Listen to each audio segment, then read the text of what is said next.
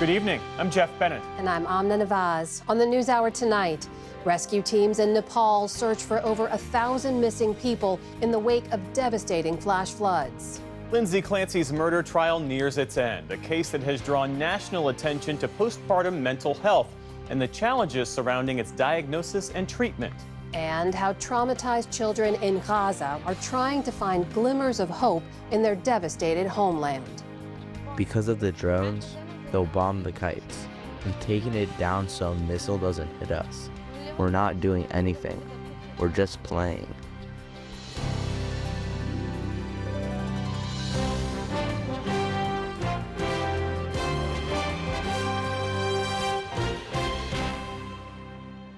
Major funding for the PBS News Hour has been provided by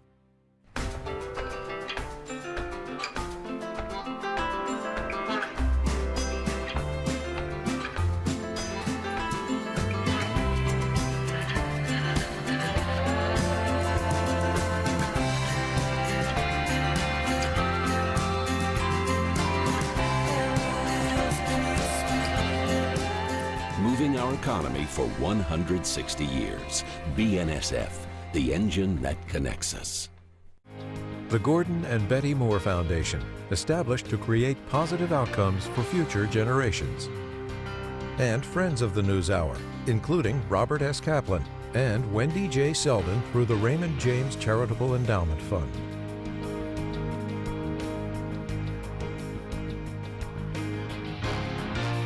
And with the ongoing support of these individuals and institutions.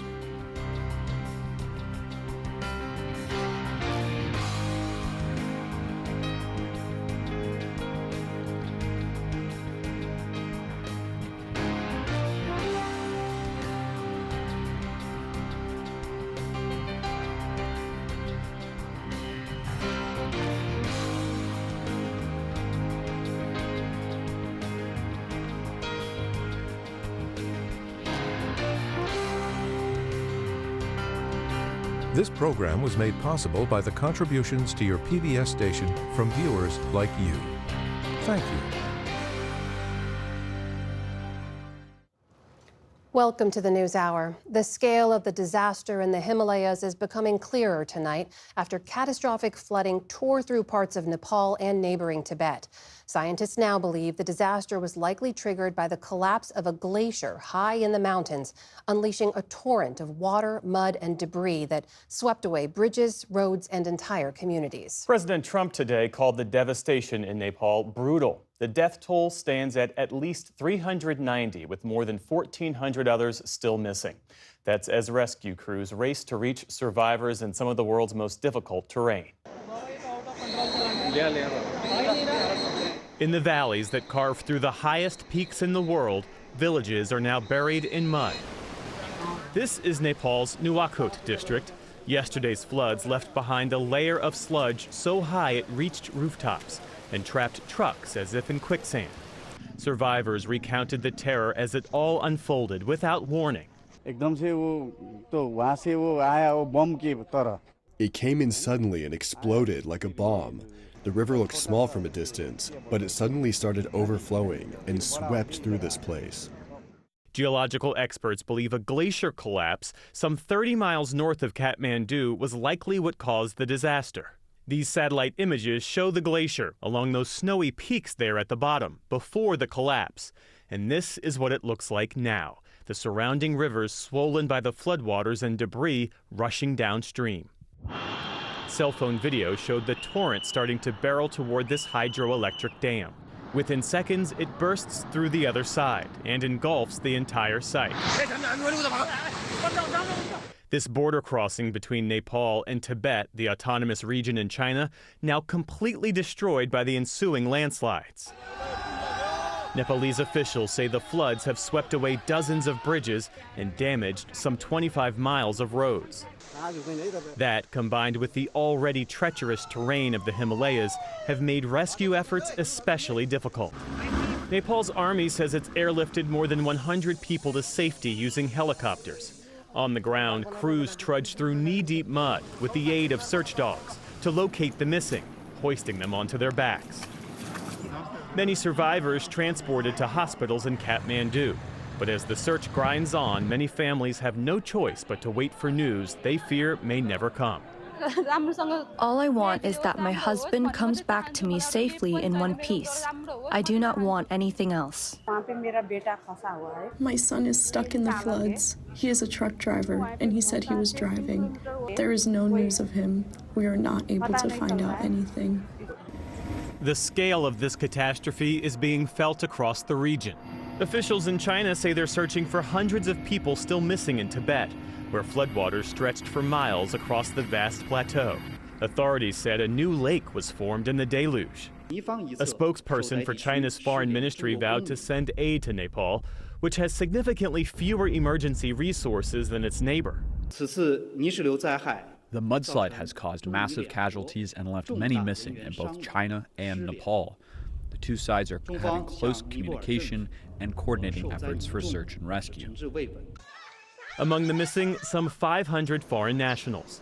The U.S. State Department this morning confirmed 3 Americans had been rescued, but as many as 90 may have been affected by the floods. I wish to bring to your notice that there has been a terrible... In an emotional message today, the Indian spiritual leader known as Sadhguru said a group had been on a holy pilgrimage in the area and got caught in the floods. He said 22 of them were U.S. citizens. And for more on what caused the devastating floods, we're joined now by Dan Sugar, who heads the Watershed Lab at the University of Calgary. Thanks for being with us. Thank you. So scientists believe the deadly flood in Nepal may have started when a massive chunk of ice snapped off a glacier high in the Himalayas, unleashing this devastating cascade into the valley below. Walk us through how that might have happened. That was certainly our initial thought as to what happened based on the information that we had yesterday from some preliminary satellite information. It's changed a little bit since then, but the general story is still the same. At about just under 5,000 meters elevation is a glacier that in the satellite imagery that we saw yesterday, essentially 2 days ago was there, yesterday was gone, and the flood resulted downstream. Since then, we've found that glacier ice, chunk of glacier ice that essentially disappeared downstream was part of a much larger mass of bedrock. So, a gigantic chunk of the mountainside that collapsed, essentially exploding as it descended a vertical kilometer to the valley bottom, melting all that ice and then, flowing out and generating the floods that we saw in those horrific videos. What makes that part of the Himalayas so vulnerable? That's a good question. I suppose it would be a couple of things. One, incredibly steep topography and huge relief. So massive differences between the low points and the high points. Lots of glaciers, lots of glacial lakes, which weren't an issue in this particular disaster, but certainly in other ones. A lot of seismic activity. The Gorkha earthquake wasn't that long ago, and we saw very similar sort of disasters unfold, in fact, just on the other side of this mountain. And the human part of that equation, I think, is important. Unlike in Western North America, in much of the Himalaya, you have settlements in these incredibly high, narrow valleys that essentially are putting people and infrastructure and livelihoods at risk when these landslides or these floods come down.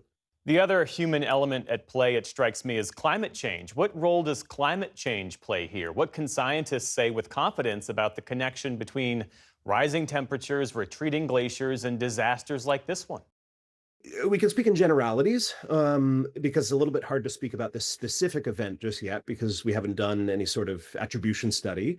As temperatures rise, glaciers will melt, will thin vertically, destabilizing the valley walls that they formerly were sort of helping to hold up. Additionally, as air temperatures rise, the permafrost is changing. And so permafrost is just ground that remains frozen year round, year after year. But in some areas, both at high altitudes, but also in the north, permafrost is destabilizing because of warming temperatures, and that can cause large landslides like this as well. And then a third factor, I think, would be changes in precipitation patterns, not only in terms of intensity, but in terms of when during the year they occur. Water can get underneath the glaciers, allowing them to slide a little bit more rapidly. Any number of ways that extra water can sort of enhance or increase the likelihood of one of these kinds of events. Dan, what lessons can be learned from this disaster? I think that these landscapes, these steep mountain landscapes, are continually evolving due to climate change. And the global community, not just the government of Nepal or China or India, the global community. We need to be stepping up to help mitigate these risks and to enhance the resiliency of people living in these environments that are subject to these disasters that, when there's a climate change link, we in the rich West are largely responsible for. Dan Sugar with the Watershed Lab at the University of Calgary. Thanks for joining us this evening. Thank you.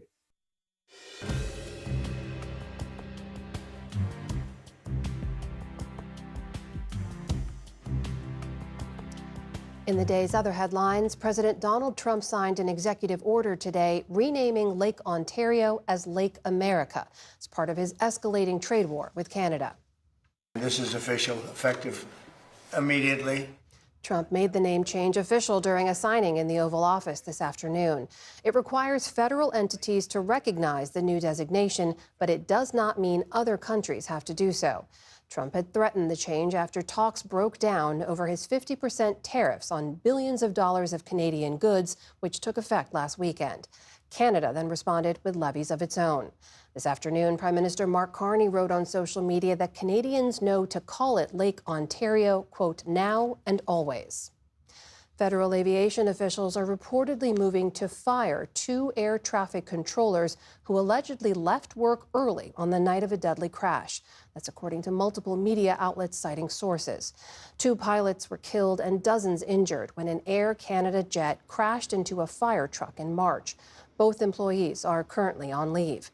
Separately, federal investigators say that alerts from President Trump's helicopter to air traffic control went unheard before Marine One flew close to a passenger jet earlier this month.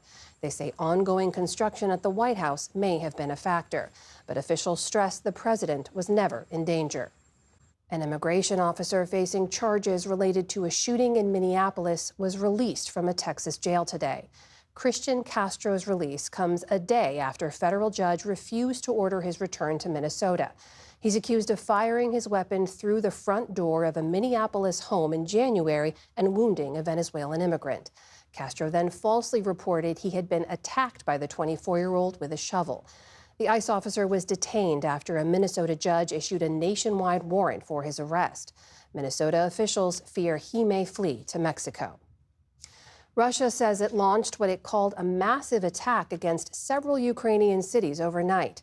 At least 9 cities were targeted, including Kyiv, Zaporizhia, and the port of Odessa. Ukrainian officials say at least 2 people were killed in the barrage and more than a dozen injured.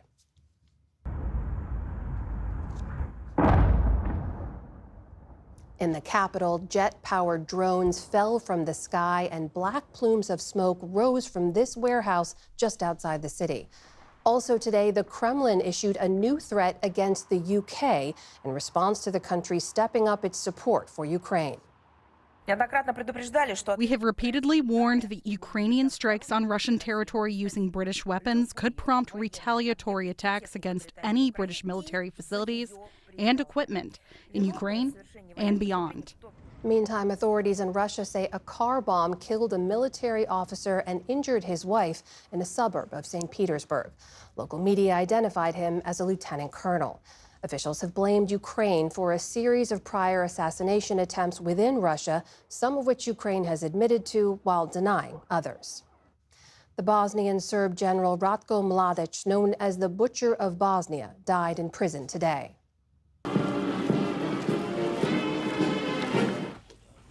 Mladic led the Bosnian Serb army in the early 1990s.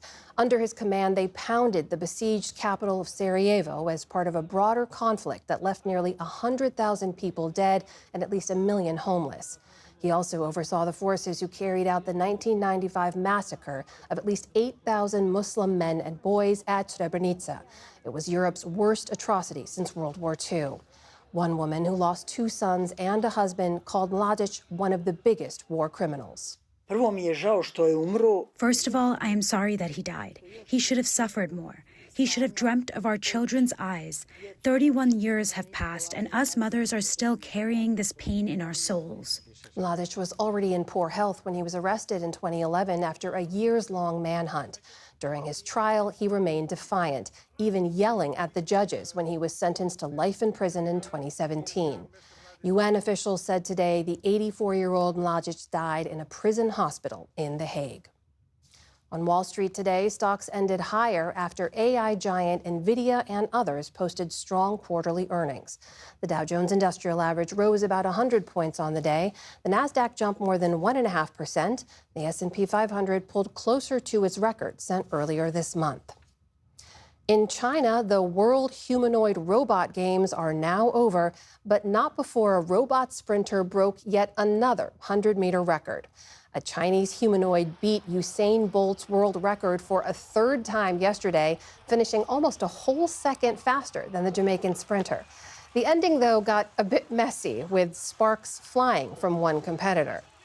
Elsewhere, there were some stumbles in what are commonly called the Robot Olympics, but for the most part, more than 2,000 robots dazzled in dozens of disciplines, like the long jump, tennis, martial arts, and boxing, among others. And artist Yayoi Kusama has died. She was one of Japan's most celebrated contemporary artists, known around the world for her signature polka dots and repetitive motifs. Kusama first grabbed the art world's attention in the 1960s, showcasing her edgy sculptures and other works alongside the likes of Andy Warhol. Those images laid the foundation for her mirrored Infinity Room installations in later years, which became social media sensations. In 2017, she was featured on the NewsHour, speaking about her artistic attempt to reach the edges of our perception. This effect of continual repetition calls out to the human senses, and in return, deep inside of our hearts, we yearn for true amazement. Kusama's legacy was tarnished later in life when her repeated racist comments against Black people came to light, including those made in her autobiography, published in Japanese in 2002 and later in English. She apologized for those statements. Yayoi Kusama died earlier this month in her native Japan. She was 97 years old. Still to come on the NewsHour, what we know about the CIA director's clandestine visit to Moscow. Why January 6th insurrectionists are still asking the Trump administration for restitution payments. And a leading hospital turns to improv comedy to help stave off dementia. This is the PBS News Hour from the David M. Rubenstein Studio at WETA in Washington, headquarters of PBS News. Members of the jury are now deliberating in the murder trial of Lindsay Clancy, the Massachusetts mother who strangled her 3 young children in 2023 before then attempting to kill herself. Clancy's mental health has been the key issue in the 5-week trial, which has drawn national attention and raised questions about gaps in maternal mental health care. Clancy does not deny killing her children, but the former labor and delivery nurse has pleaded not guilty, arguing she can't be held criminally responsible for the murders because they occurred while she was suffering from postpartum psychosis. Both the defense and prosecution gave their closing arguments this morning. When the DA decides to charge someone with a crime, he has the burden of proof. His assistants have the burden of proof to prove that Lindsay, at the time, killed her children, was not suffering from a mental disease or defect that caused her to have a lack of substantial capacity to appreciate, to know, to realize that what was being done while she was in a psychosis. All of the evidence that you've heard, even the experts that the Commonwealth put before you, say that she was suffering from mental illness and she tried to kill herself. That's not the issue in this trial. The issue is whether, at the time she killed Cora, Dawson, and Callan. She knew the difference between right and wrong, and whether she could conform her behavior to the requirements of the law. For more on the trial and the national conversation it sparked, we're joined now by Camilo Fonseca of the Boston Globe. Camilo, welcome. Thanks for joining us. Thanks for having me. So 21 days of testimony from more than 80 witnesses in this case, including family and first responders, Clancy's psychiatrist, her ex-husband. What is the central issue that members of the jury will now be deliberating? So I think, you heard it from the closing arguments there, is that what's at issue is not, whether she killed her children, but whether, she was criminally responsible, whether she was in a state where she was unable to control her actions. And that's the defense's contention, is that she wasn't. She was in the throes of postpartum psychosis, that she heard voices, that she, was not able to appreciate what she was doing rationally. And the prosecution obviously is contesting that. They're arguing that she was able to appreciate right and wrong. And regardless of whether she was struggling with her mental health at the time, that is not enough in the prosecution's eyes to absolve her of criminal responsibility. This argument from the defense that she suffered from postpartum psychosis, as you mentioned, which is a very rare but very severe mental health condition. What kind of evidence did they present to make that case? So they talked to a lot of doctors and psychiatrists that had been treating Lindsay Clancy in the months before the killings, in the months after she gave birth to Callan.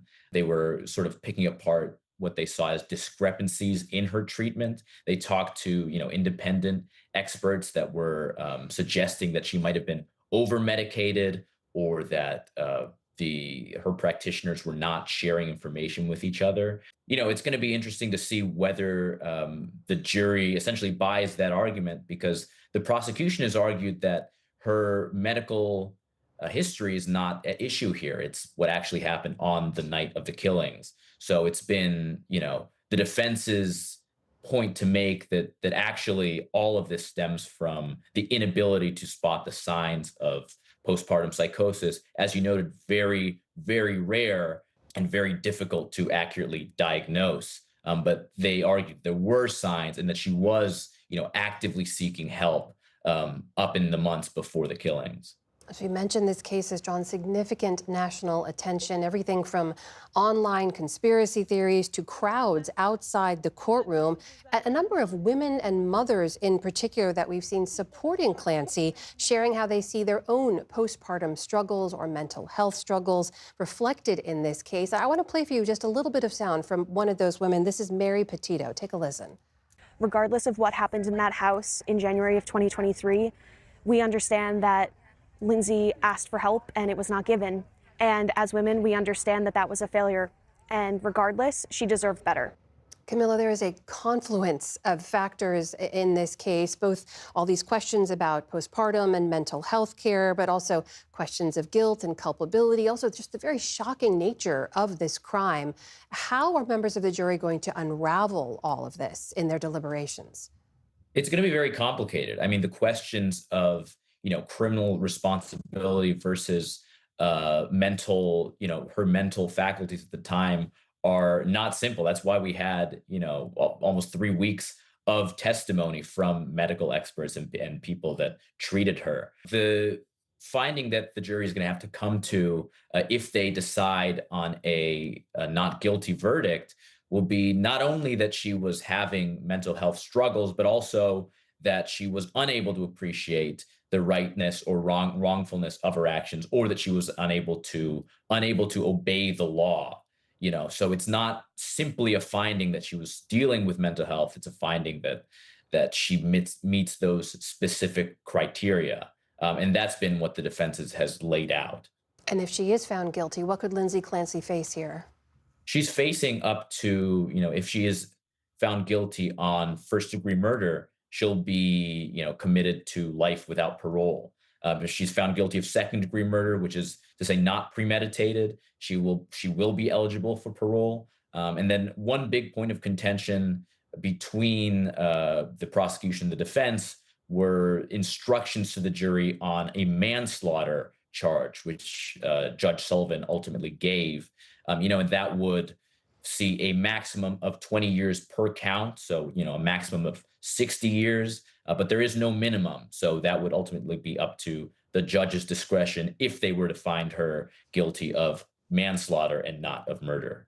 All right, Camilo Fonseca of the Boston Globe. Thank you so much for joining us tonight. Thanks again.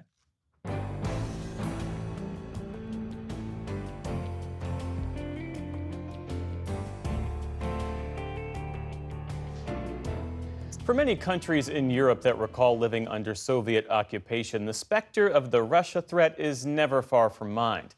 Many of those nations are now part of the alliance built to repel that threat, NATO. That includes Latvia, which borders Russia to the west. Nick Schifrin spoke earlier today with its foreign minister after an active week of high-profile diplomacy.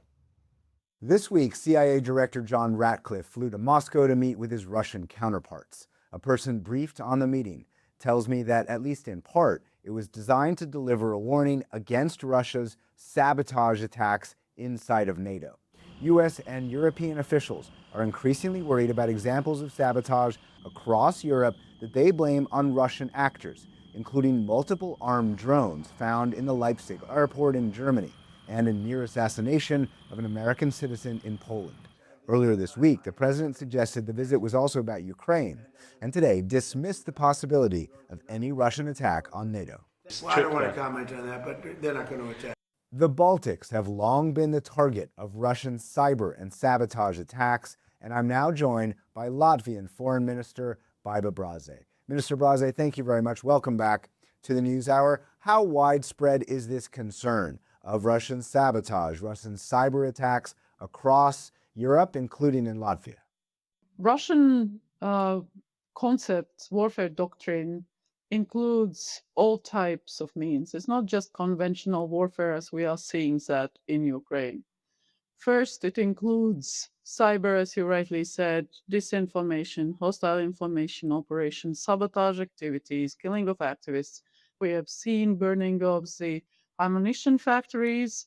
We have seen possible arson attacks on Prime Minister Starmer's properties or planning of those. We have seen, indeed, as you rightly mentioned, in Leipzig, the armed drone in the airport near big transport aircraft. So there is no immediate military threat, but indeed the whole security situation in Europe, in Euro-Atlantic zone, is much more sort of active, much more in need of proper understanding and reaction if necessary.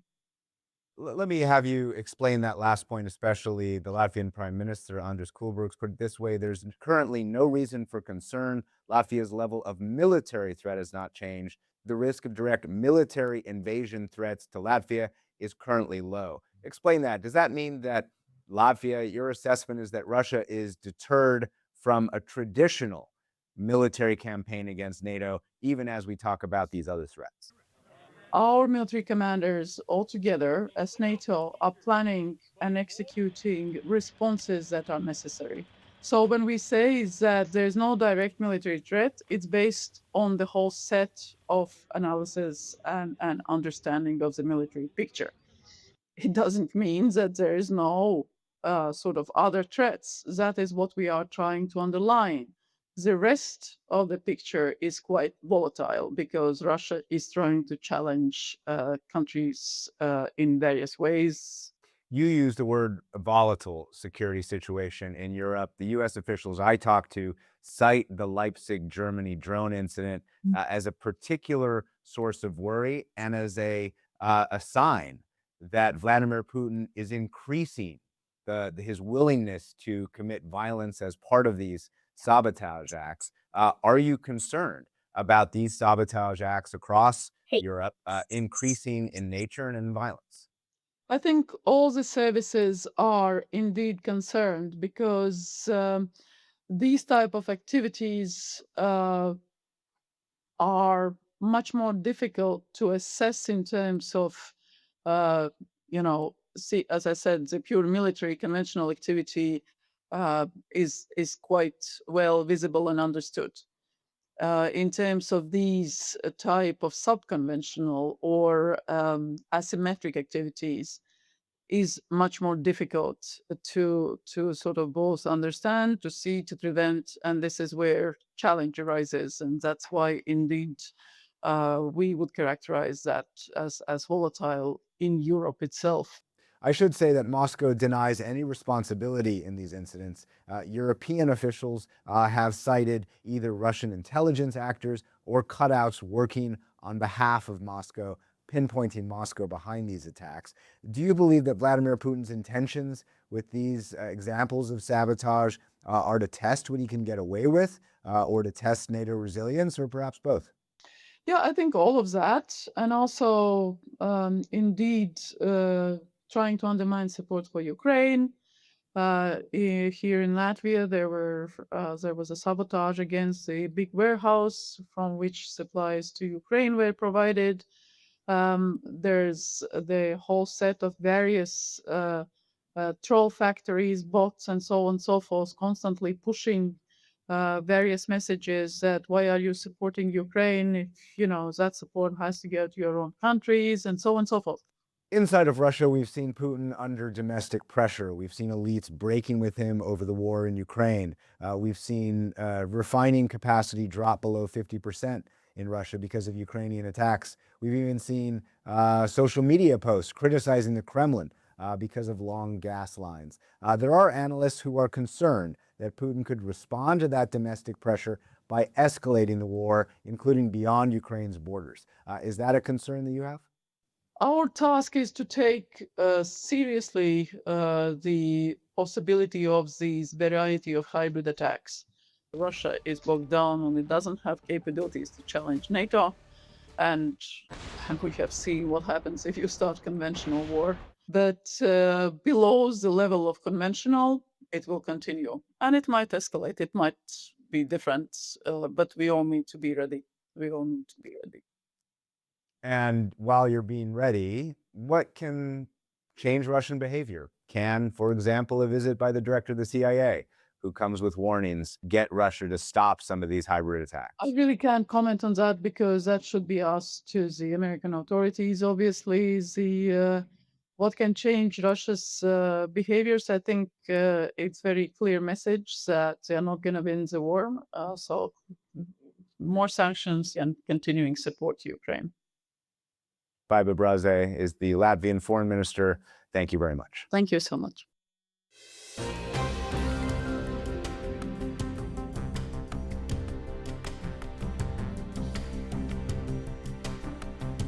Some January 6th rioters are pursuing a new path to seek millions of dollars from the Trump administration after the Justice Department abandoned plans for its controversial anti-weaponization fund. They're now filing claims for damages against the federal government, claims that could ultimately end up in court. Our White House correspondent Liz Landers is here to explain. So Liz, what are these January 6th defendants seeking from the government now? Even before they were pardoned by President Trump, I heard from January 6 defendants who thought that they were owed money or some kind of restitution is what some of them said to me at the time. And after President Trump pardoned them and they've been back, then President Trump has been back in office, I've spoken with some of them like Enrique Tarrio, who have now filed claims. This is through the Federal Tort Claims Act. And I spoke with an attorney for one of the defendants, Peter Tickton, and here is what he's alleging is the wrongdoing from the federal government. These people should be compensated because their lives have been turned upside down. You know, they can't get on, they couldn't, for a while, they couldn't get onto an airplane without getting strip searched. You know, things were horrible for these people. Their businesses were destroyed. Their lives were ruined. So this is an option now after the anti-weaponization fund has basically been put on ice by the Attorney General. We've heard him say that a number of times. And Tickton here is alleging wrongdoing against several groups like the Capitol Police, the Metropolitan Police, Department of Justice officials, and FBI personnel. And as we've covered on this program, even though this so-called anti-weaponization fund is no more, these January 6th defendants can still get paid. Remind us how that whole process works. So this is an old process. It was a law established in the 40s, the Federal Tort Claims Act, and it basically allows anyone in the U.S. to sue the federal government for wrongdoing. One example that experts gave us was if a post-service truck hits a person and they're injured, you can sue the federal government over that injury. And there's a pretty standard process. There's an SF-95 form, and it's 2 pages long, and you explain in it the damages, the injury, or even the death that may occur. And the government has 6 months to settle this claim. If they don't settle the claim within 6 months, you then, as a plaintiff, as a defendant, can file a lawsuit in federal court seeking money. But the interesting option here that the government has, the Department of Justice can decide to settle tort claims without even going to court. So there does not necessarily have to be court involvement. And Tickton has started to file these lawsuits through the Federal Tort Claims Act. And there was a recent filing that he filed just earlier this week. In it, he's asking for up to $1 million for each of the January 6th plaintiffs that he's representing.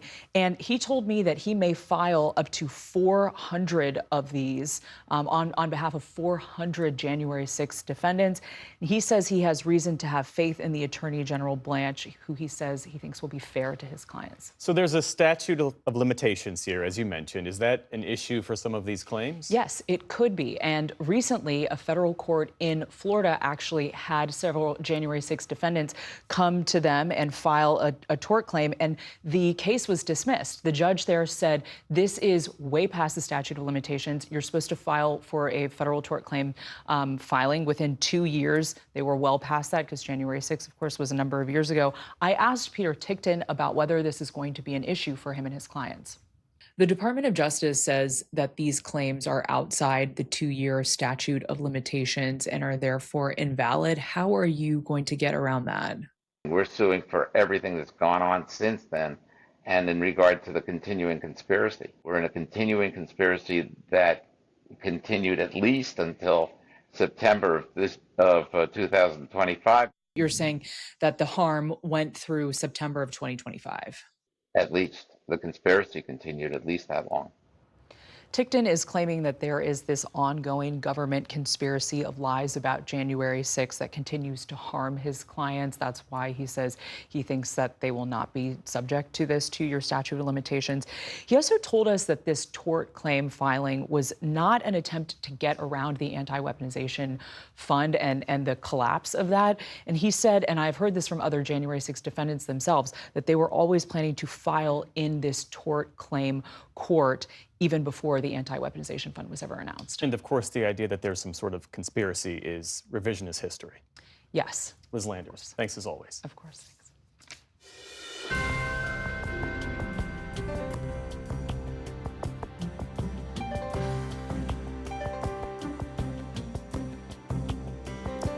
This week in Gaza, the ceasefire between Israel and Hamas is again under strain. Continued Israeli strikes drew criticism yesterday from the head of the U.S.-backed Board of Peace. And this week, even the simple joy of flying a kite sparked fear on both sides of the border. Nick Schifrin is back with a look at ordinary life in Gaza under still extraordinary circumstances. For a moment, it could be anywhere in the world. 2 young surfers beckoning the call of the waves. In Gaza, where much of life is war, the Mediterranean offers a place to breathe and escape. Where 19-year-old Ibrahim Ol Astof and 18-year-old Khalil Abu Jayab can feel alive. There's nothing to give you hope here except the ocean. If there was no sea in Gaza, there would be no life. But life finds a way with the help of dreams. They want to surf professionally, chase swells beyond these blockaded shores.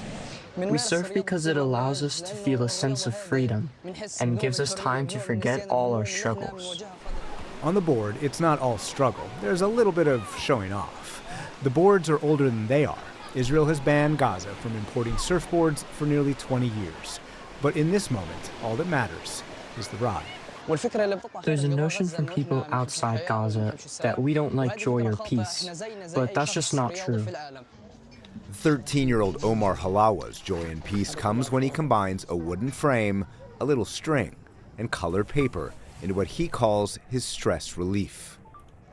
The family says he lost his leg in an Israeli strike. Ever since, he's turned to kites.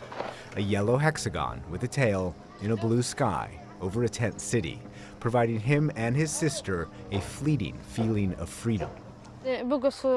Because of the drones, they'll bomb the kites. I'm taking it down so a missile doesn't hit us. We're not doing anything. We're just playing. In Gaza, playing can be a rare commodity. Kites have long been a source of fun, even wonder, especially today, flying over Gaza's canvas homes. Yasmin is Omar's mother. After Omar was injured, he began flying kites. He would make the kites, fly them, and wish he was like a kite flying in the sky and going wherever he wants to go after losing his leg. But kites have also been used in fiery protest. Back in 2018, young Gazans launched incendiary kites into Israel, sometimes burning fields attached to southern Israeli communities. This week, those communities launched their own protests, demanding Israel dismantle Hamas and warning that ordinary kites that recently flew over the border were tests by Hamas's government. Last year's ceasefire was designed to remove Hamas from power and rebuild the Strip. So far, it has not. And it was also supposed to stop the killings. But the UN says since the ceasefire, more than 1,200 Palestinians in Gaza have been killed. This spring, the UN Independent International Commission of Inquiry repeated its accusation that Israel committed genocide in Gaza. Israel rejects that and blames civilian casualties on Hamas operating from civilian infrastructure. And Israel accuses Hamas of trying to rebuild its military capabilities and says recent targets include Hamas commanders who participated in the October 7 terrorist attack. Gazans are still suffering the war launched by Israel after that day. Last month, they held a mass funeral for 112 members of a single extended family, 40 of them children, whose bodies had been buried beneath the rubble for nearly 3 years, all witnessed by Gaza's children. Here in Gaza, we are not just numbers that are written into news stories. We are human beings with names, homes, dreams, and a family that loves you. Layan al-Kukka is 11, an age when the world should be full of wonder. In Gaza, it's mostly full of wounds. There are a lot of children who died because of fear. Can you imagine children dying from how scared they are? There are a lot of martyred children and a lot of orphan children. I was shocked to learn how these children will live without a mom and dad. But sometimes, even surrounded by grief, children get to be children again and share stories on Instagram. She has no freezer, so she found a way to make watermelon ice cream. And she says Gaza has no international support, so she found an advocate 2,000 miles to the west, Spanish Prime Minister Pedro Sanchez.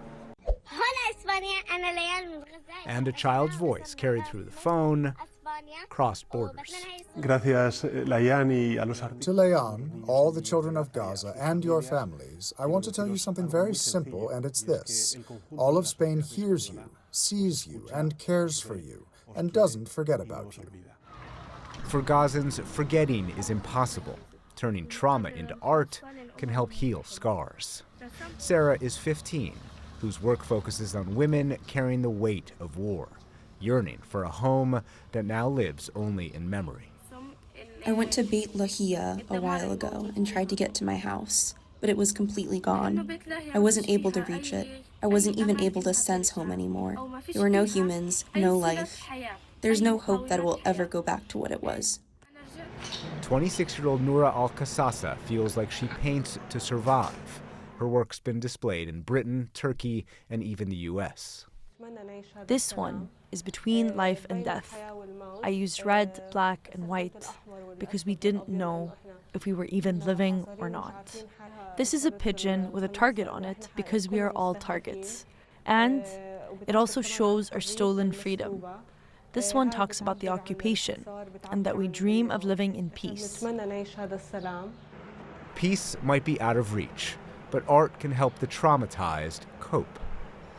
And stealing moments of joy can help the healing. For the PBS News Hour, I'm Nick Schifrin.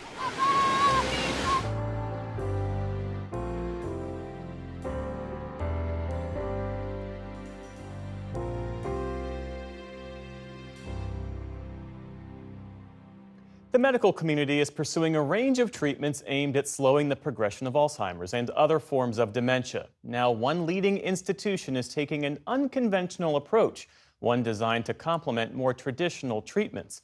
Special correspondent Megan Thompson takes a look for our ongoing series exploring arts and health, part of our Canvas coverage. Don't catch it. Don't catch it. At the world-renowned Mayo Clinic in Rochester, Minnesota, a room full of health professionals is cheering on colleagues throwing and dropping imaginary balls. The game is called Loser Ball. It all looks pretty silly, but the purpose is serious. Dementia requires a new set of communication tools. My very quick definition of improv is... Tane Danger, a Minneapolis-based improv artist, is helping teach this workshop on dementia care. Improvisational theater is often thought of as comedy, but Danger, and yes, that is his real name, says there's a lot more to it. How to listen to people, how to think on your feet, all of those things are skills that aren't necessarily about being funny, but are about being a good listener and being a good communicator. One of the things about dementia is it's extraordinarily unpredictable. One of the things about improv is it invites unpredictability. Angela Lundy of Mayo's Alzheimer's Disease Research Center says it can be hard for caregivers, be they clinicians or family members, to know how to relate to a patient whose reality has shifted. Because of this disease and the changes that are going on in the brain, typical ways of interacting and communicating are no longer working. Enter improv. Improv helps people to just think differently. You have to learn to be comfortable in things going differently than you thought they were going to go. We spend our whole lives, somebody throws you a ball, you catch the ball. That's the right way to do this. And in this game, we've upended that. We flipped that and we said, no, the right thing to do in this case is to not catch the ball. And that's weird. The theater of public policy. Danger is known for using improv to take on complicated social, political, and even personal issues like voting. What would your ideal end of life be? And end-of-life conversations. He recently hosted a talk over beers between the mayor of Minneapolis and an adversary on the city council. Yes. Yes? Yes. Great! And here in Rochester, he is Mayo's first artist in residence through its Dolores Jean Lavin's Center for Humanities in Medicine. Since the 1980s, the center's mission has been to integrate the arts and humanities into patient care. Individuals come from around the world to Mayo Clinic for the way in which we're able to bring cutting-edge clinical innovation. But equally important is how we care for and rejuvenate the human spirit. Dr. Scott Breitinger is the medical director of the Humanities in Medicine program in Rochester. He's also an accomplished artist himself and says his drawing and painting go hand in hand with his practice of psychology. They are both, after all, about interpreting and making meaning of the human experience. We put tremendous work into curating the physical environment of Mayo Clinic. Art is everywhere, made by ancient artisans, Mayo's staff, and famous artists like Dale Chihuly and Auguste Rodin. The works of art are selected to create joy, create hope, create serenity and support. Hi, so good to see you. Patients like heart transplant recipient Megan Sly get to make art too, through Mayo's Arts at the Bedside program. It just brings me joy and a bright spot to my day, especially before the transplant, the unknown. Music also plays an important role. Mayo is the only medical center in North America with a carillon that chimes a recital every weekday. When the night has come. And there are regular live concerts open to the public. Take me to the river. Today's performer is Lasagna Natividad, a Mayo nurse practitioner. Music is sometimes the best medicine. It's therapeutic. It's a good mental break from the stress of work. Like this song here, so in love with you. It's a good feeling to have this, truly. In a moment of darkness, arts and humanities can provide a light. Katie Van Buren leads the humanities and medicine programs across Mayo's 3 main campuses in Minnesota, Arizona, and Florida. She says the majority of this work is funded by private donors, and there's plenty of research on its benefits. The literature demonstrates for patients, for example, that there are multiple positive impacts. This includes for stress relief. This includes for sensation of pain reduction. It includes emotional support, connection to others. It was fun. Connection and communication. That's what Tane Danger and Angela Lundy are working on back at the improv workshop. If I don't teach you this, then I lose my improv license. Explaining how a core tenet of improv, the phrase yes and, could be used with a patient. The first 2 words each of you will say are yes and. Yes, and. In a healthcare setting with somebody who has dementia, they may say, let me out of here, I don't know you. And so the healthcare professional, I think, naturally might say, no, you can't leave. So essentially there's an argument that's pursuing there. So yes and in this situation may sound something like, yes, Mr. Richards, I can tell that you're really upset about being here. And know that I am going to do the best that I can to get you out of here as soon as possible. The kind of biggest takeaway is that we can still find some point of common reality with our patients and validating kind of their feelings and their reality while also adding to that. You're building on each other's ideas in a very positive way. The relationships and connections that people have in a healthcare space are obviously some of the most important, meaningful in somebody's entire life. And so if there are ways that the tools that I know about and can share, like can help build that and can help people do that in an even better way, that is potentially some of the most meaningful work I'll get to do in my career. Oh, wow! For the PBS News Hour, I'm Megan Thompson in Rochester, Minnesota.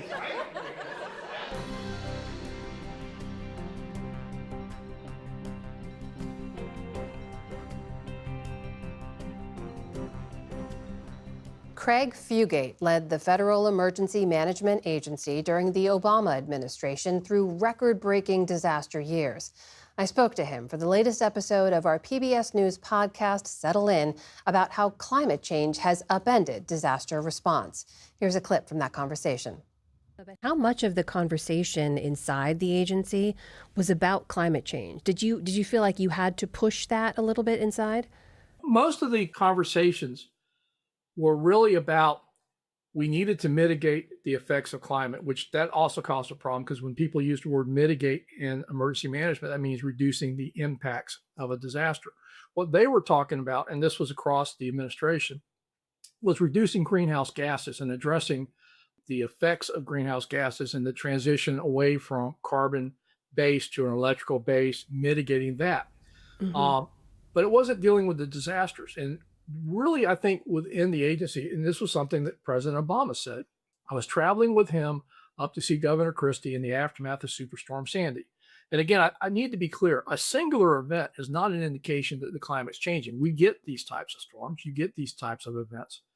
But the president said something I really took to heart, and that was, he said, Craig, I think the debate about climate change is over. We need to start talking about climate adaptation.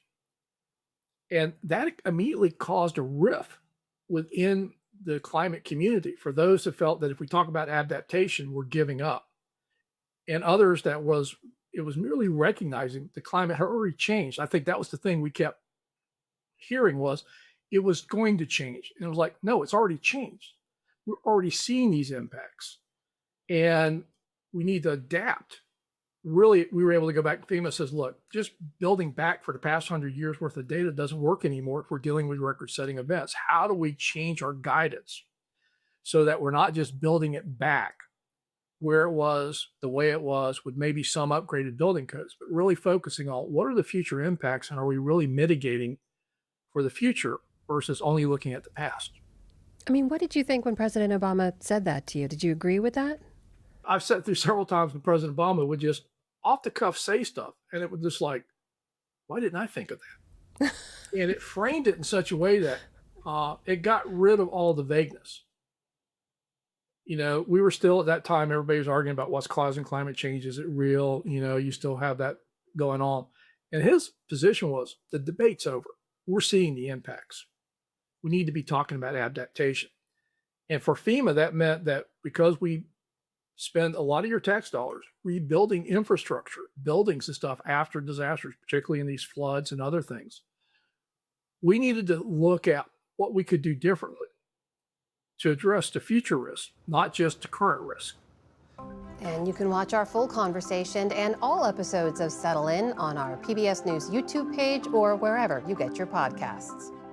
And that's the NewsHour for tonight. I'm Jeff Bennett. And I'm Amna Nawaz. On behalf of the entire NewsHour team, thank you for joining us. Major funding for the PBS NewsHour has been provided by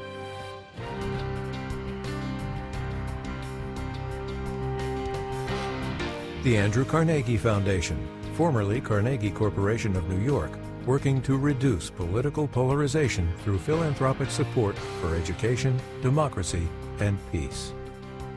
And with the ongoing support of these individuals and institutions. And friends of the NewsHour, including Leonard and Norma Chlorfine, and the Judy and Peter Bloom Kovler Foundation. And with the ongoing support of these institutions.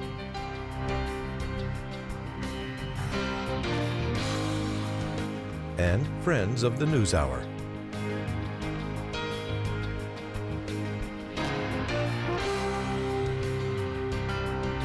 This program was made possible by the contributions to your PBS station from viewers like you. Thank you.